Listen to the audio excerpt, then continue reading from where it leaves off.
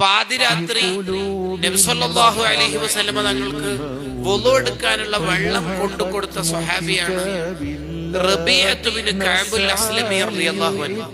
ഈ പാതിരാത്രി കഷ്ടപ്പെട്ടിട്ട് വുളു എടുക്കാനുള്ള വെള്ളം കൊണ്ടു കൊടുത്തപ്പോൾ ഇത് കണ്ടിട്ട് നബി സല്ലല്ലാഹു അലൈഹി വസല്ലമ തങ്ങൾക്ക് ഭയങ്കരമായിട്ട് സന്തോഷമായി.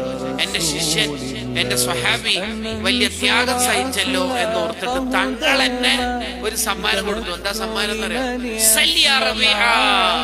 റബീഅത്തെ മോൻ എന്തും ചോദിച്ചോളി. ഈ ഹദീസിന്റെ വിശദീകരണത്തിൽ കാണാം, എന്തും കൊടുക്കാനുള്ള അർഹത ഉള്ളതുകൊണ്ടാണ് തങ്ങൾ ധൈര്യത്തിൽ അങ്ങനെ പറഞ്ഞത്.